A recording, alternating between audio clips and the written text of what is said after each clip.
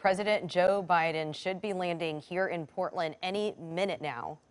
Right, we were watching this plane approach from the east as he came from California on that roughly 2-hour flight there, as Lisa Balick is standing by with Senator Jeff Merkley. Lisa, can you see Air Force One? No, it went all the way down. It'll be taxiing down here in just a few moments. I'm with Senator Merkley. He's with the greeting party. You'll be going with the president? Yes, I'll be going with him to the evening event, and along with Congresswoman Bonamici, who's behind me. Tell me why you think this visit will make a difference. Well, I tell you, we're at a crucial crossroads in our country. We can go forward with policies on healthcare and housing and education, good paying jobs, take on climate, equality, or we can go backwards.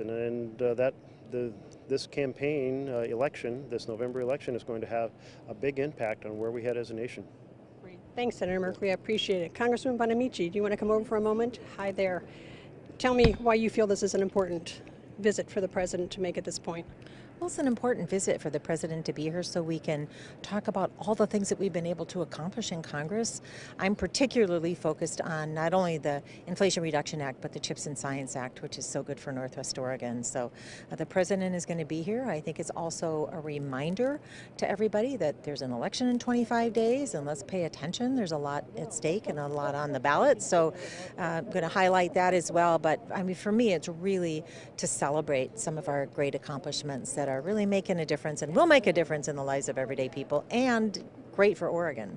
Okay, great. Thanks. Appreciate it. We'll watch for the president's plane to be taxiing down here in just a little while.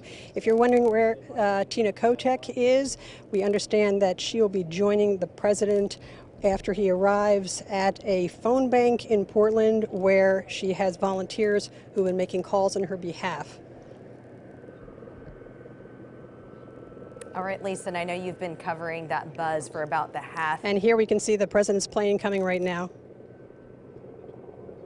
So interesting that it does not appear, it's not a 747, which has been the typical plane for 30 years now. That is probably a 777, Natasha, maybe you know, maybe a 767, maybe even a 757, but obviously not flying the traditional 747 iconic plane that we know of, maybe flying something more fuel efficient. Interesting though, because we were watching the tracker, and the tracker was showing an icon that was not a 747, and we were wondering, well, that's interesting. So now we're told it's a 757, much smaller aircraft, much more fuel efficient. So that's interesting. Interesting to point out for sure as we see the plane there arriving. Again, the president is going to be here tonight and then going into tomorrow. He's got some events also on his agenda. He is set to sign an executive order. With that, he's highlighting that he wants to take action on lower health care and prescription drug costs with that executive order. But then this visit specifically, we talk about the timing there, and it is less than a month till Election Day, so he is hoping to bolster Oregon Democratic candidate for governor, Tina Kotek. There is a fundraiser set for her tomorrow, and he will attend some other events for Democrats as well, looking to bolster support for them, not just Tina Kotek, because there are others who are on the ballot coming up, as I mentioned, in a little over 3 weeks. All right, let's go back to Lisa Balick, who is standing by there at the Portland Air Guard base as the 757 approaches. Yeah, I just want to chime in a little bit about the timing of the president's overnight stop here. It's pretty interesting. It was actually 12 years ago in October. President Obama arrived in Portland for a huge public rally at the Convention Center to support Democrat John Kitzhaber's campaign for governor. Kitzhaber then in a close race with Republican Chris Dudley and won by just a few points. So this is something interesting in terms of the timing of this visit, again with Democrat Tina Kotek in a very close race, hoping that the president's appearance here will rally Democrats. She's hoping away from the unaffiliated competitor, Betsy Johnson, and support her. You know, one thing I'm interested to see whether Marie Gluesenkamp-Perez appears at any of these things, running for Congress in Southwest Washington against Republican Joe Kent. Gluesenkamp-Perez is trying to paint herself as a moderate Democrat. So will she show up and be part of the president's visit, or will she not be part of this trying to distance herself from the president. I think that's a fascinating thing to watch, just by the sheer means of whether she is part of this or she isn't part of this. You would think, and traditionally, a Democratic president would show up, all Democratic candidates would show up. So something very much to keep an eye on. That is, as you have covered that story and you just had that special report the other day, that's a race that's getting national attention as well. And Lisa, are you about to say something? Yeah, just I checked with some of the congressional candidates, the Democrats, today, and none of them say that they were invited in particular, specifically to the president's visit and events.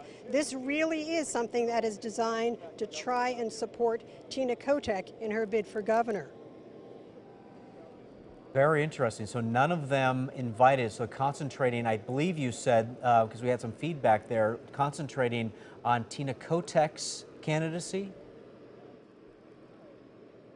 Yes, I mean, not that they were not, invited, but in other words, specifically, though, his focus is on the governor's race. That is what the events are all about.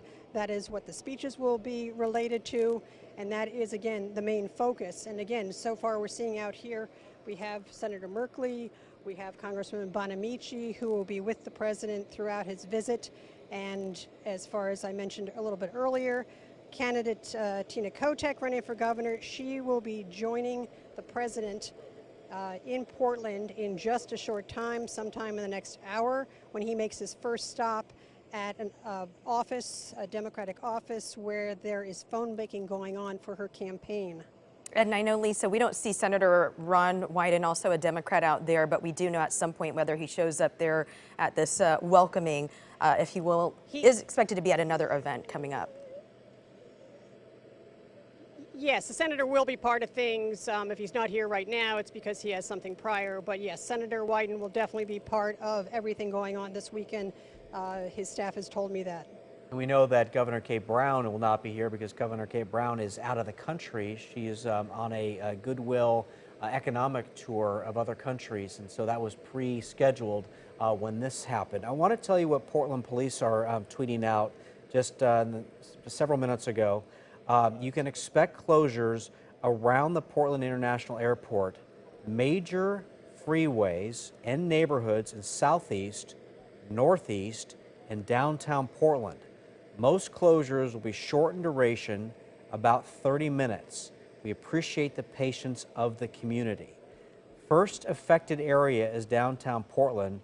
We're assisting the Secret Service in closing Southwest Broadway to Southwest 4th Avenue, Southwest Morrison to Salmon.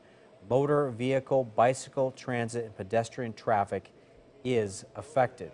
Looking at the freeways now, the area around the airport there, I-205, is backed up both directions, but that's typical, obviously, during rush hour on a Friday evening. So we don't know if they were going to close down I-205 at all.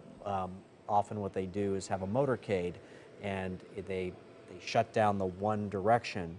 But they don't tell us where they're going. Sometimes they take service streets, but part of presidential security is being very secret about it. And one thing is for sure, that if you are in that vicinity, you will see that motorcade. You will notice it. You will not be able to get through. Lisa, tell us a little bit more about your perspective right now. We see the gate open, the door open up there. Yeah, what you're seeing is coming out from the back of the plane are staff members that are traveling with the president, also the traveling National Press Pool. They actually get in place and get set up before the president comes out. But he is going to be coming out of the plane very shortly. Again, staff coming out right now. And the motorcade in place right now. There are at least a dozen vehicles I am seeing, massive police presence as well. You have Secret Service, you have a lot of security. Even though this is a very secure airbase, it gives you some sense of what's ahead. But again, just keep your eye on that door in the front of the plane. That's where the president will be appearing very shortly. I have covered again, the arrival he will of... be in the motorcade, will also be... Go ahead. I've covered the arrival of President Obama and President Bush, and both times I was there, I had to wait a long time for them to come out of the plane. So just because the plane is there and the door is open, doesn't mean they're going to come out soon. Maybe they will. Remember, the President of the United States has a lot on his plate, a lot of different directions, a lot of being pulled, a lot of things he has to talk to, people to talk to, things to arrange. And so this could be 30 seconds, this could be 30 minutes. We do not know.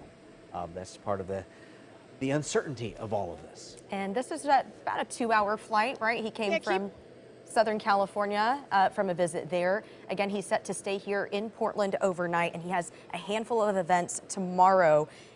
He is set to leave from PDX again tomorrow at about 3 p.m. So really this day, less than 24 hours. And there's the President of the United States, And Joe there's the Biden, president. coming out of the 757, designated right now as Air Force One, as his arrival in Portland. We're almost out of time. We're going to be going over to CBS News. So if you want to watch more of this, you will need to go to KOIN.com, where we will have a live feed as the president is standing next to the limousine, which of course is known as the Beast. At some point, he will get in the Beast, but usually, Elizabeth, they meet the dignitaries, like the senators that are standing by before they go anywhere. Ready to welcome him, yeah. And our understanding is that he's not expected to speak right here as he just stepped out, but we will try to get more if he does speak later on at any other events. And as Dan mentioned, we have more at KOIN.com. Up next is CBS Evening News, and of course, we'll have much more tonight at 10 on Portland CW, and right here at 11 on KOIN 6. Have a great evening, everybody.